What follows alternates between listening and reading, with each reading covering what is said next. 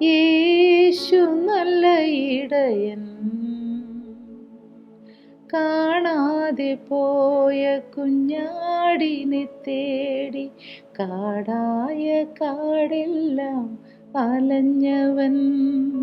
കാണാതെ പോയ കുഞ്ഞാടിനെ തേടി കാടായ കാടെല്ലാം അലഞ്ഞവൻ.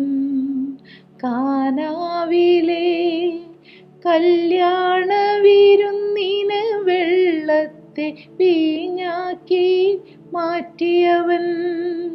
കാനാവിലെ കല്യാണ വിരുന്നിന് വെള്ളത്തെ വീഞ്ഞാക്കി മാറ്റിയവൻ. അഞ്ചപ്പം കൊണ്ട് 5000 സംതൃപ്തരാക്കിയ ദൈവപുത്രൻ. അഞ്ചപ്പം കൊണ്ട് 5000 സംതൃപ്തരാക്കിയ ദൈവപുത്രൻ. ഇടയൻ ഇടയൻ ഇടയൻ, യേശു നല്ല ഇടയൻ. കാണാതെ പോയ കുഞ്ഞാടിനെ തേടി കാടായ കാടെല്ലാം അലഞ്ഞവൻ. കാണാതെ പോയ കുഞ്ഞാടിനെ തേടി കാടായ കാടെല്ലാം അലഞ്ഞവൻ. ലൂക്കോസിന്റെ സുവിശേഷം 15-ാം അധ്യായത്തിൽ നാം ഒരു ഉപമ വായിക്കുന്നുണ്ട്. 100 ആടുകൾ സ്വന്തമായിട്ടുണ്ടായിരുന്ന ഒരു ഇടയൻ. എന്നാൽ ആ ഇടയൻ ഈ 100 ആടുകളെ മേയിച്ചുകൊണ്ട് താഴ്വാരങ്ങളിൽ കൂടി നടക്കുമ്പോൾ, പുൽമേടുകളിൽ കൂടി നടക്കുമ്പോൾ അതിൽ ഒരെണ്ണം ആ ആട്ടിൻകൂട്ടം വിട്ട് തെറ്റിപ്പോയി. ആ ഒരെണ്ണം എവിടെയോ പോയി ഇടയൻ്റെ കൂട്ടത്തിൽ നിന്ന്, ആ 100 ആടുകളുടെ കൂട്ടത്തിൽ നിന്ന് കൂട്ടാളികളായി ഉണ്ടായിരുന്ന മറ്റുള്ള 99നെയും വിട്ടേച്ച് ആ ഒരെണ്ണം എവിടെയോ തെറ്റിപ്പോയി. ഒരുപക്ഷെ പുതിയ മേച്ചിൽ സ്ഥലം തേടി പോയതായിരിക്കാം. അതല്ലെങ്കിൽ വെറുതെ കളിക്കുവാനോ എന്തിനെങ്കിലും വഴി ആ കൂട്ടത്തിൽ നിന്ന് കുറച്ച് മാറി നിന്നപ്പോൾ വഴി തെറ്റിപ്പോയതായിരിക്കാം. എവിടെയായിരുന്നാലും ഈ 100 ആടുകളുണ്ടായിരുന്ന ഇടയൻ്റെ 100 ആടുകളിൽ ഒരെണ്ണം നഷ്ടമായി പോയി. എന്നാൽ ഇവിടെ നാം വായിക്കുന്നുണ്ട്, നിങ്ങളിൽ ഒരാൾക്ക് 100 ആടുണ്ടെന്നിരിക്കട്ടെ, അതിൽ ഒന്ന് കാണാതെ പോയാൽ അവൻ 99നെയും മരുഭൂമിയിൽ വിട്ടേച്ച് ആ കാണാതെ പോയതിനെ കണ്ടെത്തും വരെ നോക്കി നടക്കാതിരിക്കുമോ? കണ്ടു കിട്ടിയാൽ സന്തോഷിച്ച് ചുമലിലെടുത്ത് വീട്ടിൽ വന്ന് സ്നേഹിതന്മാരെയും അയൽക്കാരെയും വിളിച്ചുകൂട്ടി, കാണാതെ പോയ എൻ്റെ ആടിനെ കണ്ടു കിട്ടിയതുകൊണ്ട് എന്നോടുകൂടെ സന്തോഷിപ്പിനെന്ന് അവരോട് പറയും. ഈ ഭൂമിയിലുള്ള ഒരു ഇടയനെക്കുറിച്ചാണ് കർത്താവ് ഉപമ പറഞ്ഞത്. നഷ്ടപ്പെട്ടു പോകുന്ന ആത്മാക്കളെക്കുറിച്ച് കർത്താവായ യേശു ക്രിസ്തുവിൻ്റെ കൺസേൺ എത്രയുണ്ട് എന്ന് കാണിക്കുവാൻ തൻ്റെ അരികിൽ വന്നവരോടായി കർത്താവ് പറഞ്ഞ ഒരു ഉപമയായിരുന്നു ഇത്. ഈ ഭൂമിയിലുള്ള ഒരു ഇടയനാണെങ്കിലും തനിക്ക് സ്വന്തമായി ഉണ്ടായിരുന്ന ആട്ടിൻകൂട്ടത്തിൽ നിന്ന് ഒന്നിനെ നഷ്ടപ്പെട്ടു പോയാൽ അതിനെ അന്വേഷിച്ച് കാടും മലയും നടക്കും. ആ ഒരെണ്ണത്തിനെ കണ്ടു കിട്ടുന്നത് വരെ അന്വേഷിച്ച് ചെല്ലുമെന്നാണ് കർത്താവ് പറഞ്ഞത്. അതിനെ കണ്ടു കിട്ടിയാൽ തിരിച്ചു വന്ന് ബാക്കി എല്ലാറ്റിനെയും കൂട്ടി തൻ്റെ സ്വന്തക്കാരെയും എല്ലാം വിളിച്ചു കൂട്ടി സന്തോഷിക്കാതിരിക്കുമോ?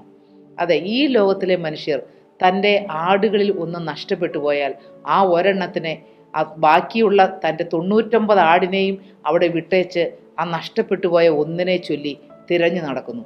എങ്കിൽ സ്വർഗത്തിലെ ദൈവം തൻ്റെ കൈപ്പണിയായ തൻ്റെ മക്കളിൽ ഒന്ന് നഷ്ടപ്പെട്ടു പോയാൽ, തൻ്റെ ആലയിൽ നിന്ന് തൻ്റെ കൂട്ടത്തിലേക്ക് വന്ന ഒരു ആത്മാവ് നഷ്ടപ്പെട്ടു പോയാൽ അതിനെ ചൊല്ലി എത്രയോ നടക്കും.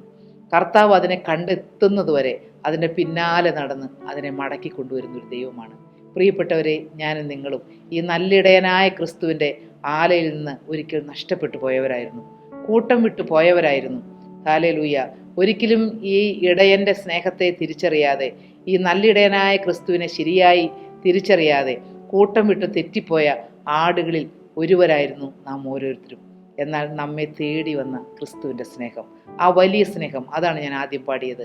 കാണാതെ പോയ കുഞ്ഞാടിനെ തേടി, ഹല്ലേലൂയ, കാടും മലയുമെല്ലാം ആവലോടെ ഓടി നടന്ന ഒരു നല്ല കർത്താവ്. ആ കർത്താവ് നമ്മെ സ്നേഹിച്ചതുകൊണ്ടാണ് നമുക്ക് ഈ കർത്താവിൻ്റെ ആടുകൾ വസിക്കുന്നതായ ആലയിലേക്ക് കടന്നു വരുവാൻ ഇടയായത്, കർത്താവിൻ്റെ സ്നേഹത്തിലേക്ക് കടന്നു വരുവാൻ ഇടയായത്, കർത്താവിൻ്റെ വചനം കേൾക്കുവാൻ ഇടയായത്, കർത്താവിൻ്റെ വചനം കേട്ട് മാനസാന്തരം എന്ന അത്ഭുതം നമ്മുടെ ജീവിതത്തിൽ സംഭവിക്കുവാൻ ഇടയായത്, ഈ വചനം കേട്ടപ്പോൾ നമ്മുടെ ഹൃദയത്തിൽ രൂപാന്തരം വരുവാൻ ഇടയായത് നല്ല കർത്താവിൻ്റെ വലിയ സ്നേഹമായിരുന്നു. നല്ലിടയനായ കർത്താവ് നമ്മെ ഓരോരുത്തരെയും ലക്ഷ്യം വെച്ച് നമ്മുടെ പിന്നാലെ നടന്നതുകൊണ്ടാണ് ആ ക്രൂശിലെ ത്യാഗബലിയെക്കുറിച്ച് നമുക്ക് അറിയുവാൻ ഇടയായത്. കർത്താവിൻ്റെ സ്നേഹത്തിലേക്ക് നമുക്ക് വരുവാനും ഈ വലിയ സ്നേഹത്തിനു വേണ്ടി നമ്മുടെ ജീവിതങ്ങളെ വേർതിരിക്കുവാനും ഇടയായത് ഈ നല്ല ഇടയൻ എത്രയോ നല്ല ഇടയനാണ്. ഈ നല്ല ഇടയൻ്റെ സ്നേഹം എത്രയോ വലിയതാണ്. 21 സങ്കീർത്തനം നാം വായിക്കുന്ന പോലെ, അതെ, പച്ചയായ പുൽപ്പുറങ്ങളിൽ അവൻ എന്നെ കിടത്തുന്നു, സ്വസ്ഥതയുള്ള വെള്ളത്തിനരികത്തേക്ക് എന്നെ നടത്തുന്നു. യഹോവ എൻ്റെ ഇടയനാകുന്നു. Hallelujah, hallelujah. 136 സങ്കീർത്തനം നാം വായിക്കുന്നുണ്ട്, യഹോവ നല്ലവനല്ലോ, അവൻ്റെ ദയ എന്നേക്കുമുള്ളത്. ഏകനായി മഹാത്ഭുതങ്ങളെ പ്രവർത്തിക്കുന്നവന് സ്തോത്രം ചെയ്യുവിൻ, അവൻ നല്ലവനല്ലോ, അവൻ്റെ ദയ എന്നേക്കുമുള്ളത്. ഹല്ലേലൂയ. നമ്മുടെ താഴ്ചയിൽ നമ്മെ ഓർത്തവനെ സ്തോത്രം ചെയ്യുവിൻ, അവൻ നല്ലവനല്ലോ, അവൻ്റെ ദയ എന്നേക്കുമുള്ളത്. ഈ കർത്താവ് നല്ല കർത്താവാണ്. ഈ കർത്താവ് സ്നേഹനിധിയായ യേശുവാണ്.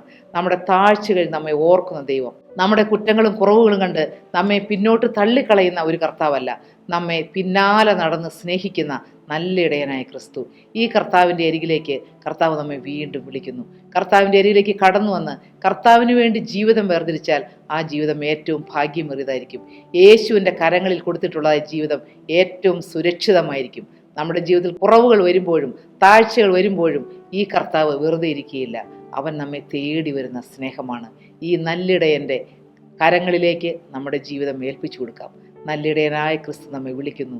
നമുക്ക് ചേർന്ന് പറയാം, യഹോവ എൻ്റെ ഇടയനാകുന്നു, എനിക്ക് മുട്ടുണ്ടാകുകയില്ല.